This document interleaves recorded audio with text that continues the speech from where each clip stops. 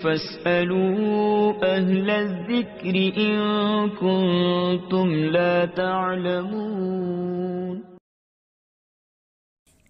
الحمد للہ رب العالمین والصلاة والسلام علی سید المرسلین اما بعد فاعوذ باللہ من الشیطان الرجیم بسم اللہ الرحمن الرحیم صلاۃ والسلام علیک یا رسول اللہ وعلی آلک وصحابک یا حبیب اللہ صلاۃ والسلام علیک یا نبی اللہ وعلی آلک وصحابک یا نور اللہ. سلسلہ انوار قرآن اور سلسلہ نمبر 21 کے ساتھ ہم حاضر خدمت ہیں. سورہ قلم کے اندر 29واں پارہ ہے. ایک باغ کا ذکر ہے. اس میں حضرت عیسیٰ علیہ الصلوۃ والسلام کے آسمان پر اٹھا لیے جانے کے تھوڑے دنوں بعد کا یہ واقعہ ہے کہ یمن میں صنعاء شہر سے کچھ دوری پر ایک باغ تھا جس باغ کا نام تھا دردان. اس باغ کا ایک مالک نہایت ہی نفیس اور سخی آدمی تھا. دستور اس کا یہ تھا کہ پھلوں کو توڑنے کے وقت وہ اعلان کروا دیتا گاؤں میں اپنے شہر میں اور مسکینوں کو اور فقیروں کو بلا لیتا اور کہتا یہ کہ جو پھل ہوا سے گر پڑیں یا جو ہماری جھولی سے الگ جا گریں وہ سب تمہارے. اس طرح اس باغ کا بہت سا پھل فقراء و مساکین کو مل جایا کرتا تھا اور وہ بھی خوش و خرم زندگی گزار رہا تھا. تو آخر وہ وقت آیا کہ باغ کا جو مالک تھا وہ فوت ہو گیا. اس کے 3 بیٹے تھے. اس باغ کے مالک ہو گئے مگر یہ تینوں نہایت ہی کنجوس ہیں. یوں سمجھو کہ جس طرح آج کل کہ MBA کیا ہوا تھا بزنس میں، وہ اچھے پڑھے ہوئے تھے. انہوں نے کیلکولیشن کی یار بابا تو پاگل ہے، اتنا سارا خرچہ کر دیتا تھا، اتنے سارے جو پھل تھے وہ ان کو ضائع کر دیتا تھا اور غریبوں میں بانٹ دیتے. اتنے ہم نے کیے ہوتے 2-3 باغ اور بڑھ جاتے. تو اس طرح کا انہوں نے سوچا. جس طرح آج کل دیکھیں نا ہم زکوٰۃ بھی نہیں نکالتے، عشر بھی نہیں نکالتے اور بہت ہی محتاط رہتے ہیں. اس حوالے سے جان چھڑاتے رہتے. بس کوشش ہوتی ہے کہ اس طرح زکوٰۃ نہ دینی پڑے، عشر نہ دینا پڑے. کھاد والے کو، سپرے والے کو نہیں کہتے کہ یار وہ گھاٹا پڑ گیا. جب پیسے دینے کی باری آتی عشر میں تو کہتے ہیں کہ یار وہ گھاٹا پڑ گیا تو عشر رہنے نہ دیں. حالانکہ عشر دینا چاہیے اور اخراجات وغیرہ نکالنے سے پہلے عشر دینا چاہیے. آپ کھاد ڈال لیں، آپ سپرے کر لیں، کچھ بھی کر لیں، اس کے باوجود مٹی کے نیچے سے ایک چھوٹے سے کمزور سے پودے کو مٹی کا سینہ پھاڑ کر باہر نکلنے کی طاقت کس نے دی؟ اللہ تعالیٰ نے. تو اس رب کا شکر ادا نہیں کرتے. اللہ تعالیٰ محفوظ فرمائے. تو وہ بچے جو سمجھدار ہو گئے تھے.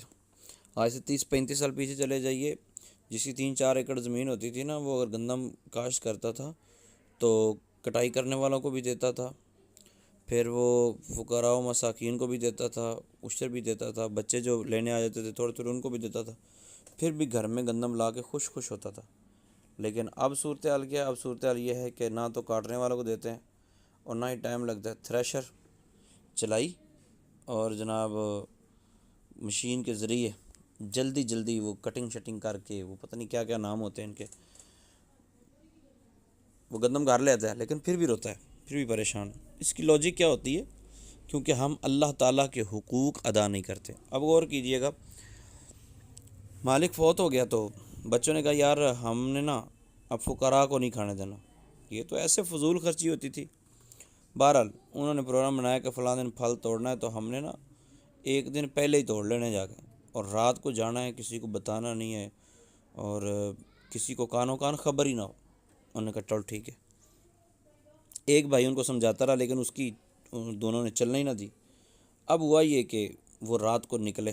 جب رات کو نکلے تو قرآن پاک نے اس کی وضاحت کی، اس کے بارے میں فرمایا کہ وہ کیسے نہیں خسر پھسر کرتے ہوئے، ٹھیک ہے، ایک دوسرے سے چپکے سے باتیں کرتے ہوئے، اونچی نہیں بولنا کہ کہیں لوگوں کو پتہ ہی نہ چل جائے. تو یہ سفر کرتے ہوئے جا رہے تھے. چلتے گئے کافی آگے گزر گئے. یار وہ باغ کا راستہ ہم بھولتے نہیں کہ رات کے اندھیرے میں وہ جو تیسرا تھا نا اس کو سمجھ آ گئی.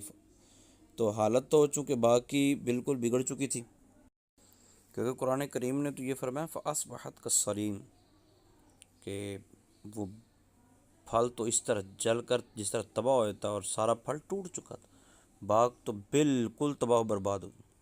لیکن یہ چلتے جا رہے تھے، فَتَنَادُوا مُصْبِحِينَ، ایک دوسرے کو پکارتے اٹھاتے ہوئے، چلو جلدی کرو جلدی کرو، وَهُمْ يَتَخَافَتُونَ، آہستہ سے باتیں کرتے تھے، یہ چلتے جا رہے تھے کہ کوئی مسکین نہ آ جائے، اللہ يَدْخُلَنَّ الْيَوْمَ عَلَيْكُمْ مسکین۔